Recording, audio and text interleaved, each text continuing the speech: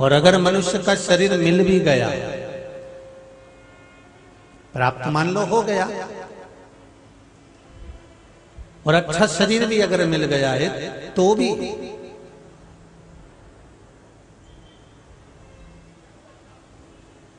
हम अथक प्रयास कर लेते हैं, पूर्ण प्रयास कर लेते हैं, तो भी शिव महापुराण तक पहुंच नहीं पाते।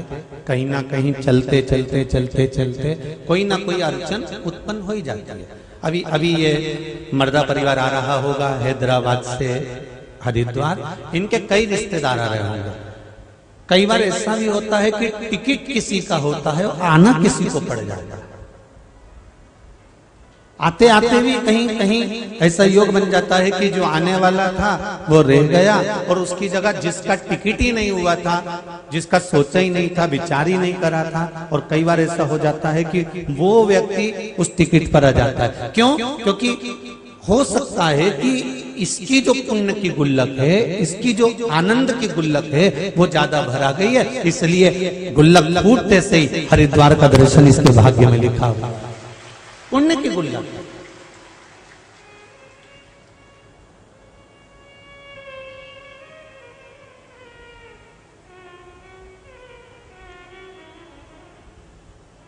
अरे तेरा ही दिया मैंने खाया पिया है, तेरा शुक्रिया है, तेरा शुक्रिया है। मुझे भोले बाबा ने बहुत दे दिया है, तेरा शुक्रिया है, तेरा शुक्रिया है। ये बिना शिव के मिलना, शंकर की भक्ति के बिना कुछ प्राप्त होना, शिव के स्मरण बिना कुछ प्राप्त होना, ये बहुत कठिन है।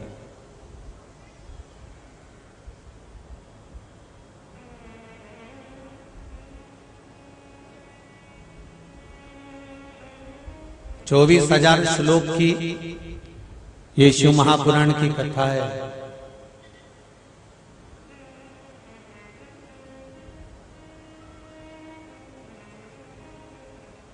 और 24,000 श्लोक में से पूरी शिव महापुराण की कथा संपूर्ण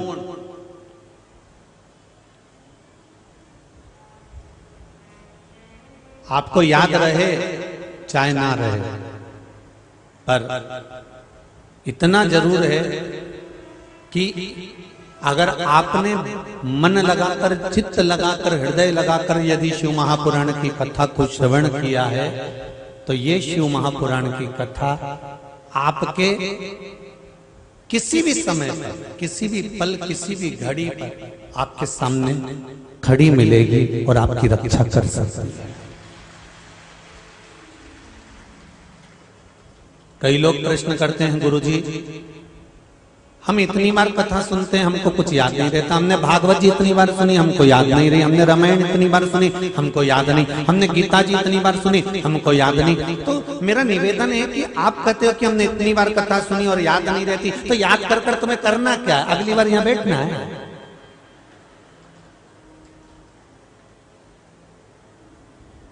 तुम कथा याद मत रखो।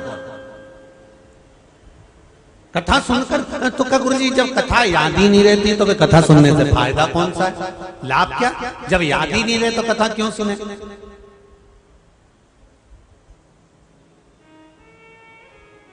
हमारा निवेदन है, 1 महीने पहले 4 तारीख को आपने क्या खाया था? किसी को याद है? अरे बोलो तो, याद है किसी को? नहीं। 2 महीने पहले 6 तारीख को आपने क्या खाया था? आपको याद है? याद है किसी को? नहीं। 3 महीने पहले 9 तारीख को आपने क्या खाया था भोजन में? आपको याद है? नहीं। जब 1 महीने पहले क्या खाया था, 2 महीने पहले क्या खाया था, 3 महीने पहले क्या खाया था, आपको याद नहीं है। पर जो आपने खाया था वो आपके शरीर में रक्त बनकर आज तक चल रहा है। उसी तरह शिव महापुराण की कथा है, भले याद नहीं रहे पर अंतिम समय तक इस हृदय और चित्त के साथ निरंतर चलती रहेगी।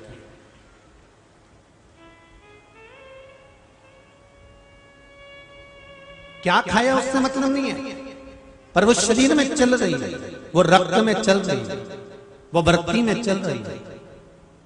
कथा सुनी है आपने, भले याद नहीं है, पर आपकी हृदय चित्त में, आपके रोम रोम में 3.5 करोड़ रोम छिद्र ये मनुष्य के शरीर पर बने हुए हैं। एक एक रोम छिद्र में जब शिव महापुराण का तात्विक सुख पहुंच जाता है, शिव महापुराण की कथा जब एक रोम रोम में पहुंच जाती है, तो तब ये अंतिम समय में जब प्राण छूटने का समय होता है, अंतिम जब समय होता है, तब उस समय पर ये हमारा सुना हुआ शिव महापुराण की कथा, हमारे द्वारा श्रवण करी गई राम कथा, हमारे द्वारा श्रवण करी गई कृष्ण कथा, हमारे द्वारा श्रवण करा गया भगवान का भजन, ये अंतिम समय में काम आता। फिर निवेदन करूंगा, आपकी डिग्रियां, आप डॉक्टर हो, आप इंजीनियर हो, आप कलेक्टर हो, आप एसपी हो, डीएसपी हो, आप मंत्री हो, संतरी हो, जो भी आपके पास में पद है, आपकी पढ़ाई की डिग्रियां केवल यही काम आती है, वहां तो केवल ये शिव महापुराण और राम कथा ही काम आती है।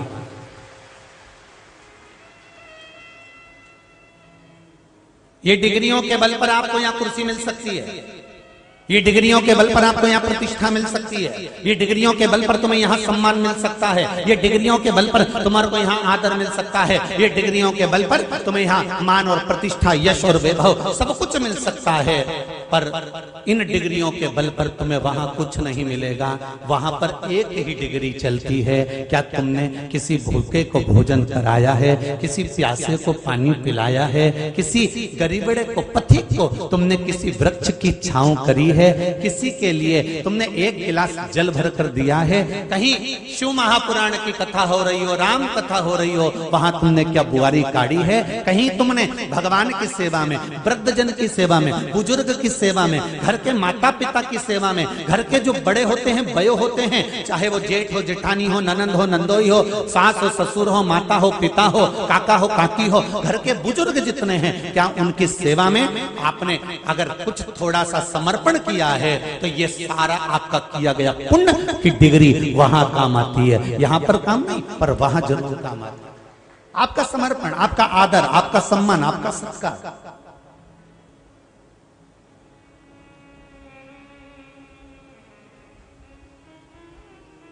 महाराज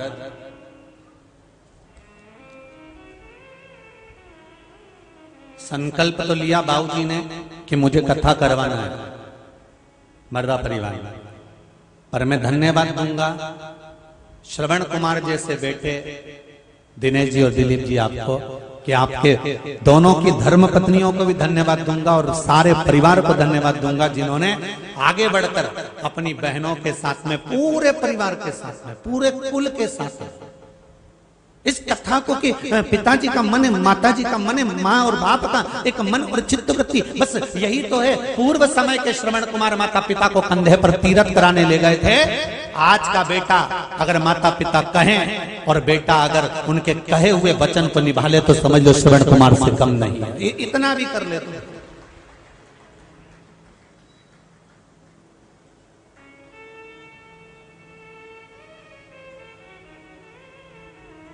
बहुत उत्तम।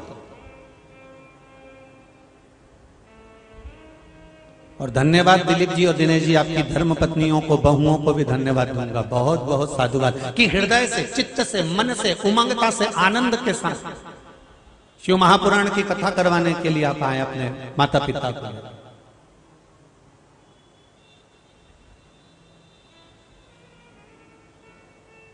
आज के जमाने के बच्चे से कह देते हैं ना, ए छोरा, अरे ओ छोरा, सुन तो कथा करवाना है, तो इतने में छोरा कह देता है शरीर चल नहीं रहा, कथा करवा के क्या करोगे?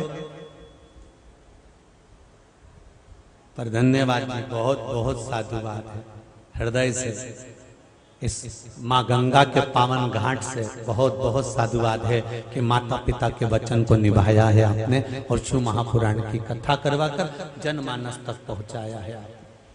शिव कथा, शंकर का अनुमोदन,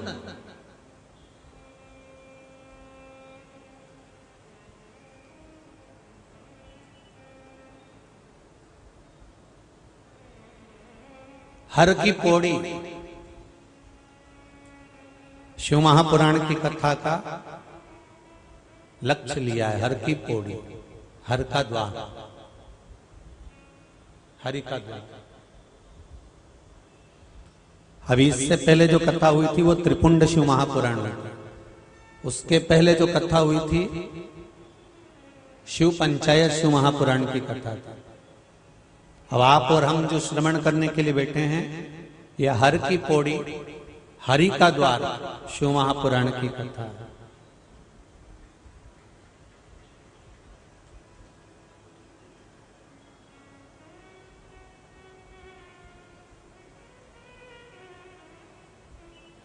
हर की पौड़ी का मतलब क्या है?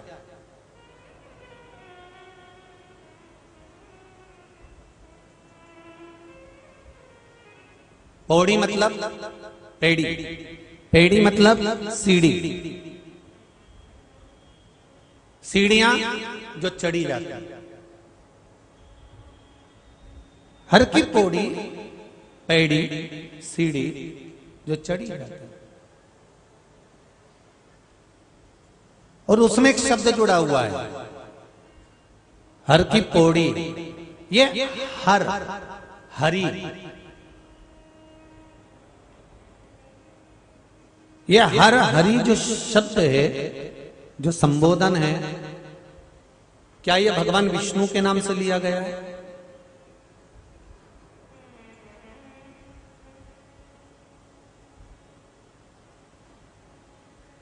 क्या भगवान नारायण के नाम से इस हरि पौड़ी का नाम जुड़ा गया है?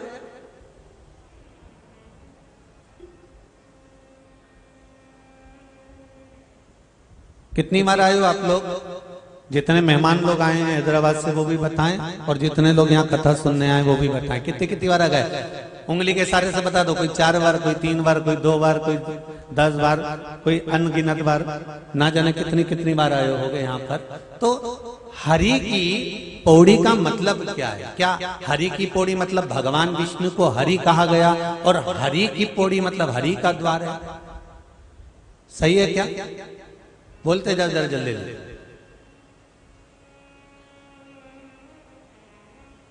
हरि का संबोधन केवल भगवान विष्णु से नहीं लिया गया।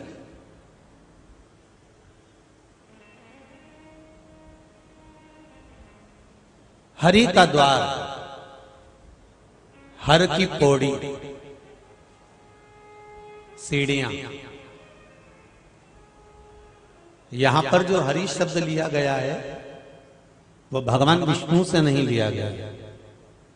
इस पावन हरिद्वार का जो हरि शब्द है वो भर्तरी के हरि शब्द से लिया गया। राजा भर्तरी, नाम बोलकर देखिए, भर्तरी, भर्तरी। तो ये जो भर्तरी का जो आगे का शब्द है इसको हटा दिया गया है, और पीछे का जो हरि शब्द है भर्तरी का, उस शब्द से लिया गया है। यहां भगवान विष्णु के हरि शब्द से नहीं है मतलब।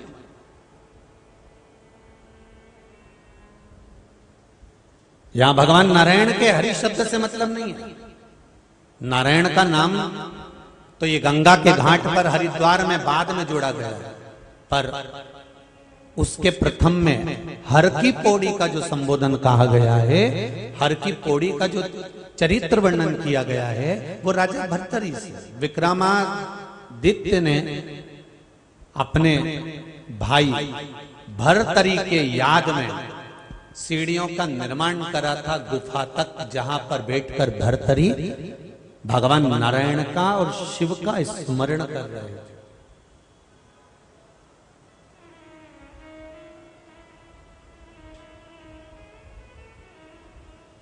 जहां पर भगवान विष्णु का स्मरण कर रहे हैं, भगवान गोरखनाथ जी का स्मरण कर रहे हैं, भगवान शिव का स्मरण कर रहे हैं। बड़ा सुंदर संवाद है महाराज। राजा भर्तरी उज्जैनी में निवास,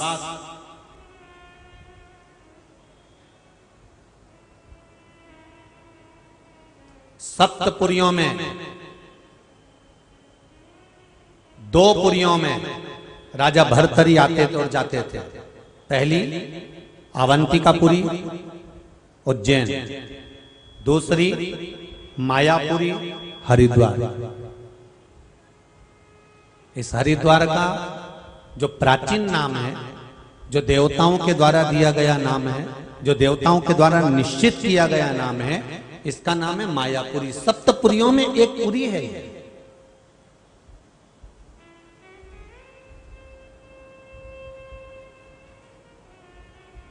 मथुरा, अयोध्या, द्वारका ये पुरियों में निर्मित है। 7 पुरियों में एक पुरी है मायापुरी, और वो मायापुरी कोई दूसरी नहीं है। जिस भूमि पर आप बैठकर शिव महापुराण की कथा को श्रवण कर रहे हो, आस्था चैनल के माध्यम से, फेसबुक यूट्यूब के माध्यम से आप कथा सुन रहे हो, तो आपको ये ज्ञात होना चाहिए कि आप हरिद्वार की धरा पर नहीं, आप मायापुरी में, सप्तपुरियों में से एक पुरी भगवान विष्णु के द्वारा निर्मित इस पुरी में बैठकर कथा सुन।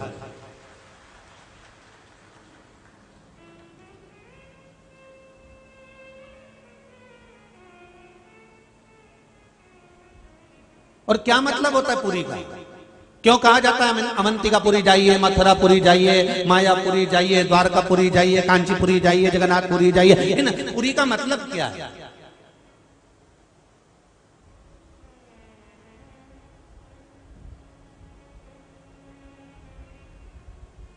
सारे तीर्थ में हम जाते हैं, सारे तीर्थों में हम पहुंचते हैं, वहां जो हम दान करते हैं, वहां जो हम पुण्य करते हैं, वहां जो हम सत्कर्म करते हैं, उसका फल।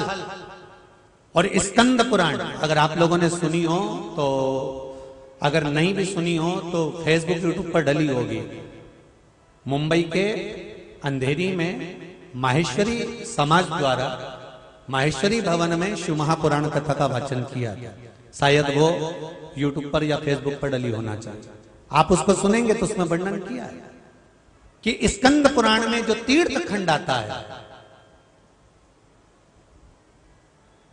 पुरियों का जो वर्णन आता है स्कंद पुराण में, उसमें वर्णन किया है कि सारे तीर्थों में जाकर दान करिए, सारे तीर्थों में जाकर पुण्य करिए, सारे तीर्थों में जाकर भजन करिए, सारे तीर्थों में जाकर नाम जाप करिए, सारे तीर्थों में जाकर दीप दान करिए, सारे तीर्थों में जाकर भगवान का भजन करिए, सारे तीर्थों में जाकर आप भगवान का स्मरण करिए। चाहे सारे तीर्थों में बैठकर आप कितना गुणगान करिए, उसका फल आपको मिलेगा, दुगना मिलेगा। आप तीर्थ में जो पुण्य करोगे उसका फल दुगना मिलेगा। पर शिव महापुराण की कथा कहती है, स्कंद पुराण कहती है कि जो हमारे हिंदू